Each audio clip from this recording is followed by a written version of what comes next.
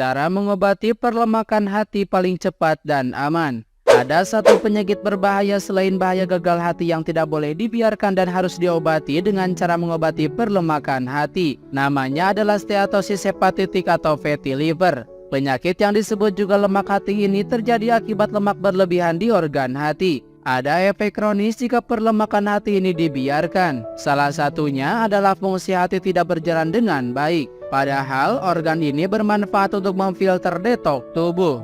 Berikut adalah cara mengobati perlemakan hati paling cepat dan aman. Yang pertama, diagnosis perlemakan hati. Cara mengobati perlemakan hati adalah bawa ke dokter untuk dilakukan diagnosis. Biasanya medis akan melakukan pemeriksaan menyeluruh pada berat badan hingga tes hati.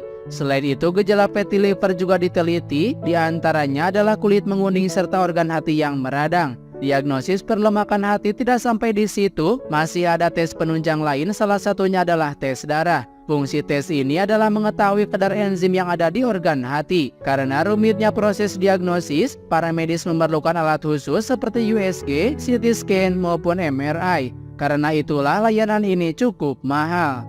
2. Tes biopsi hati.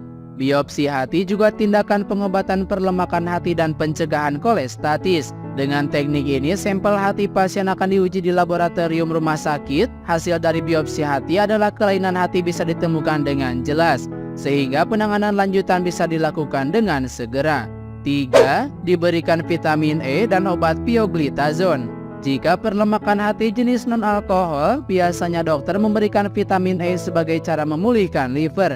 Jika stadiumnya lebih berat, vitamin bisa dikonsumsi berbarengan dengan obat jenis pioglitazone. Namun untuk teknik terakhir di atas, obat harus diberikan dengan sesuai resep dan dosis dokter.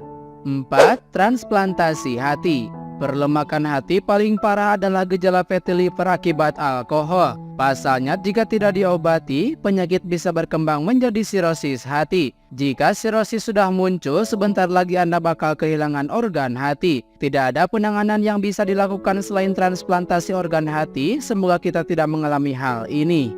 5. Banyak mengonsumsi sayuran. Cara mengobati perlemakan hati selanjutnya adalah mengonsumsi sayuran.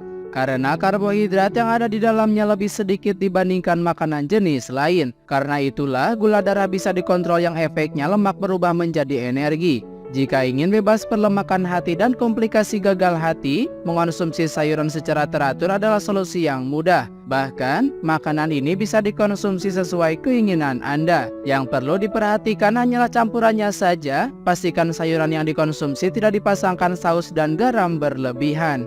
6. Stop untuk mengonsumsi minuman beralkohol.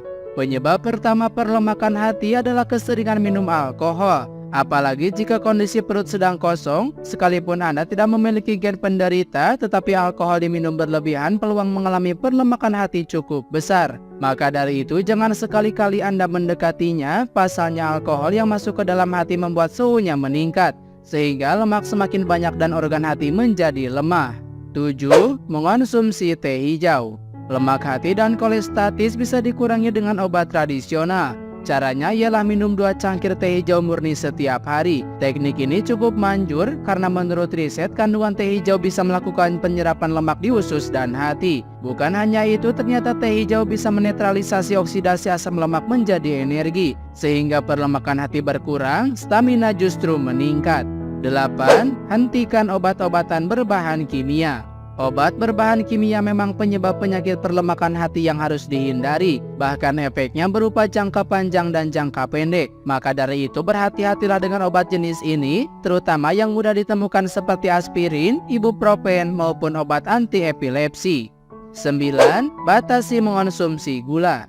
Cara mengobati perlemakan hati penyebab gagal hati yang selanjutnya adalah batasi konsumsi gula. Karena gula sama dengan karbohidrat, yaitu menyebabkan lemak tubuh. Jika karbohidrat berjumlah besar, proses pencernaannya lebih cepat, sehingga kenaikan gula dalam darah semakin tinggi, begitu juga sebaliknya. Atas dasar itulah jauhi gula dan karbohidrat tidak sehat saat ini juga. Ganti dengan pencegahan hepatitis A, yaitu karbohidrat kompleks non gula yang ringan seperti sayuran.